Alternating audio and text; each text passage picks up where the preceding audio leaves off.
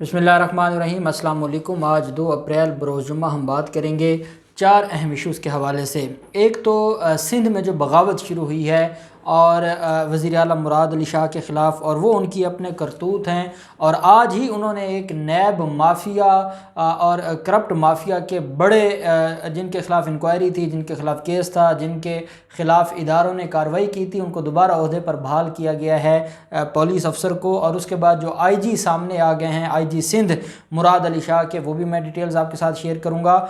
और साथ जो नाअहली है फरियाल तालपुर की, उस केस में बड़ी अहम पेशरफ्त हुई है, वो डिटेल्स मैं आपके साथ शेयर करूंगा। और साथ हम बात करेंगे चीनी स्कैंडल के हवाले से। पहले मैं आपको चीनी स्कैंडल की बताता चलूं कि आज के दिन की जो कार्रवाइयाँ हैं उसमें जहांगीर तरीन के जो 6 कंपनी मुलाजमीन हैं, और ये वो लोग हैं जो मैनेजमेंट में आला ओहदों पर बैठे हैं जहांगीर तरीन ग्रुप के जो बिज़नेस है उसमें, उन 6 लोगों ने अपनी ज़मानतें करवाई हैं। और ज़मानतें करवाने के बाद उन्होंने FIA के सामने पेश होना था। और साथ ज़राए का ये भी कहना है कि जहांगीर तरीन और अली तरीन भी अपनी ज़मानतें करवाने के लिए अदालतों से रजू करने के लिए तैयार हैं, उनकी दरख्वास्तें तैयार हो चुकी हैं।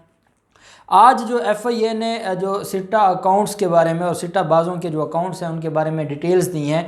जो बैरून मुल्क उनके असासे थे और बैरून मुल्क उनके अकाउंट्स थे, 7 अरब 32 करोड़ रुपए के जो है वो आज असासे मुंजमद किए गए हैं जो इन सिट्टा माफिया के थे। व्हाट्सएप ग्रुपों से मज़ीद 392 बेनामी अकाउंट्स की तफसीलात सामने आई हैं। अकाउंट्स में 622 अरब की ट्रांजैक्शन की गई है, 622 अरब रुपए की ट्रांजैक्शन की गई है उन अकाउंट्स में। FIA ने सिट्टाबाजी में इस्तेमाल होने वाले 392 मज़ीद अकाउंट्स का जो सुराग लगाया है, जिनमें मजमूई तौर पर अरबों रुपए की 622 अरब रुपए की ट्रांजैक्शन हुई। FIA ने इन अकाउंट से 7 अरब रुपए मुंजमद किए हैं और बाकी जो उनको मुंजमद करने का सिलसिला है, प्रोसेस है, वो जारी है। FIA को व्हाट्सएप ग्रुपों से चीनी पर सिट्टा लगाने वाले 1000 सिट्टा बाज़ारों का भी रिकॉर्ड मिल गया है। अलावा अजीं FIA ने 40 बड़े सिट्टा बाज़ों के अकाउंट्स में 106 अरब 32 करोड़ मुंजमद कर दिए हैं FIA ने। FIA का ये कहना है कि ये वो माफियाज थे जो मुल्क के अंदर चीनी की मसनूई किल्लत, चीनी के रेट बढ़ाने, अब ब्लैकमेल करने, ब्लैक पर सेल करने और इन सारे उसमें मुलव्वस थे।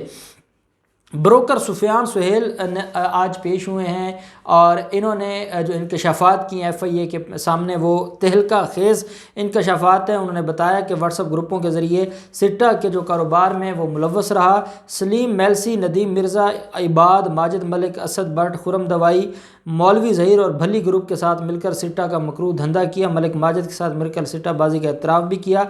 असलम भली और महमूद भली ने बताया कि उनका तांदलिया वाला sugar mills, 2 star sugar mills, किसान Medina sugar mills, JDW group, Kashmir sugar mills, Hamza sugar mills, Ramzan sugar mill के साथ वो बाहिम राब्ते में रहा है। सिट्टा की जो रकम है वो कैश वॉइस के ज़रिए खुफिया बैंक अकाउंट्स में जमा करवाने का भी इंकशाफ किया है। जबकि जो सिट्टा बाज़ारों के अहम तरीन सरगना मलिक माजिद कमर दर्द का बहाना बना के आज FIA के सामने पेश नहीं हुए, और इसका चौधरी शुगर मिल के साथ जो है वो तल्लक था। चौधरी शुगर मिल्स का जो मरकज़ी सिट्टा बाज आमिर वहीद है वो कोरोना में मुब्तला है और वो आज पेश नहीं हुआ। जहांगीर तरीन के जो JDW के CEO हैं राना नसीम, उन्होंने ज़मानत करवाई है और राना नसीम ने जवाबात के लिए 1 हफ़्ते का टाइम मांगा है। चाहे वो चौधरी शुगर मिल हो, रमज़ान शुगर मिल हो या जहांगीर तरीन ग्रुप है, उन सारे लोगों के ख़िलाफ़ जो कार्रवाइयाँ हैं वो तेज़ होती जा रही हैं और उनके ख़िलाफ़ जो मामलात हैं वो आगे बढ़ते जा रहे हैं। दूसरी तरफ हम देखते हैं जो मामला है सिंध हुकूमत का। सिंध हुकूमत ने जो हद कर दी है 18वीं तरमीम के नाम पर, और जिस तरीके से उन्होंने सारे मामलात को वो ख़राब कर रहे हैं और वफाक के आमने सामने वो खड़े हो गए हैं और वफाक के साथ वो सीधी लड़ाई पर आ गए हैं।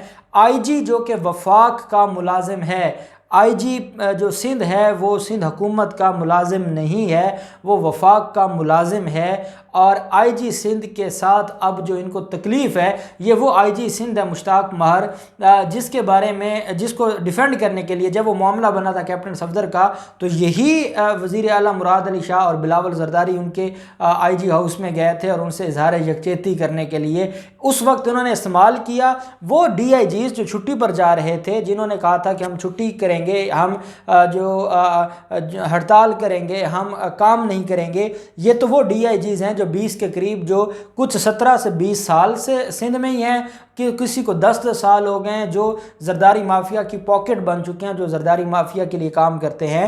انہی میں جو آئی جی سندھ ہیں، آئی جی سندھ سے اب گستاخی یہ ہوئی، ڈیلی روٹین کے جو ان کے معاملات ہوتے ہیں، کیونکہ انہوں نے ڈیل کرنا ہوتا ہے وفاق کے ساتھ، تو انہوں نے وفاقی حکومت کو خط لکھا اور 7 اسٹیبلشمنٹ ڈویژن کو اس خط کی کاپی بھجوا دی۔ اب اسلام آباد میں جو کاپی گئی ہے، جو خط گیا ہے، اس پر مراد علی شاہ کو بڑا دکھ ہے، بڑی تکلیف ہے۔ وہ اس حد تک بھی توہین سمجھتے ہیں کہ جو شخص ہماری ٹیریٹری میں کام کرتا ہے، چاہے وہ وفاق کا ملازم ہے، لیکن اس نے سانس بھی لینی ہے تو وہ مراد علی شاہ کی اجازت سے لے۔ میں سمجھتا ہوں اتنا تو جو ڈکٹیٹرشپ میں جو ڈکٹیٹر ہوتا ہے یا کوئی فوجی جرنیل ہو جو عہدے پر بیٹھا ہو، وہ بھی اتنا سٹرک نہیں ہوگا کہ بھئی آپ نے اگر کسی کو خط بھی لکھنا ہے تو میری پرمیشن سے لکھنا ہے، جو مراد علی شاہ نے۔ اور اس کو ڈر کس بات کا ہے، خوف زدہ کیوں ہیں اور کیوں یہ سارے معاملات؟ اب دیکھیں انہوں نے کہا ہے جب آئی جی سندھ نے وفاقی حکومت کو خط لکھا تو سندھ حکومت کی طرف سے خط لکھا گیا ہے آئی جی کو، اور آئی جی سے یہ کہا گیا ہے کہ آپ نے سندھ حکومت کے قواعد 1986 کی خلاف ورزی کی ہے۔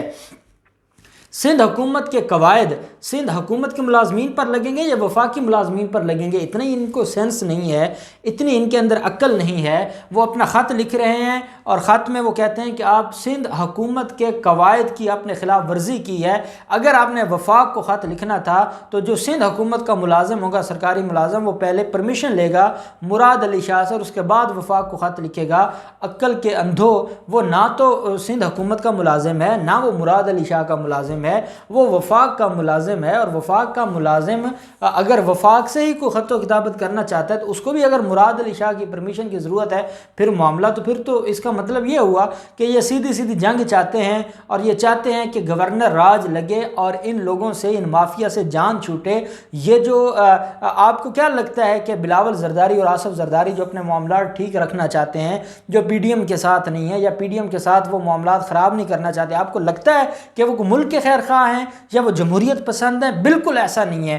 ان کو جو سندھ ملا ہوا ہے، جس طریقے سے وہ سندھ کو لوٹ کے انہوں نے سندھ کو کنگال کر دیا ہے، سندھ کے لوگوں کو برباد کر دیا ان ظالموں نے، وہ نہیں چاہتے کہ جو حرام ان کے منہ کو لگا ہے وہ کسی بھی طریقے سے ختم ہو یا وہ جاری نہ رہے۔ وہ یہ چاہتے ہیں کہ ہمیں چاہے کسی کے سامنے جھکنا پڑے، چاہے ہمیں کسی بھی معاملے کو دیکھنا پڑے، ہم ہر حال میں سندھ کو نہیں چھوڑیں گے۔ اور وہی 18ویں ترمیم جو ہے جو انہوں نے اپنے لیے کی تھی، اور نواز شریف کو اس وقت انہوں نے جو میں سمجھتا ہوں کہ نواز شریف جو ہے وہ ملک دشمنی میں وہ کسی سے پیچھے نہیں ہے، اور آصف زرداری نے بھی کوئی کمی نہیں چھوڑی تھی 18ویں ترمیم کر کے۔ اب ان کو تکلیف ہے اور یہ آئی جی کے تبادلے کی بات کر رہے ہیں، اور جب آئی جی کے تبادلے کی وزیر اعظم نے بات کی تھی تب یہ سامنے آ گیا تھا، نہیں جناب ہم ان کو نہیں جانے دیں گے۔ باقی جن ڈی آئی جیز کو تبدیل کیا گیا ان کو کہا گیا کہ آپ یہاں سے نہیں جائیں گے۔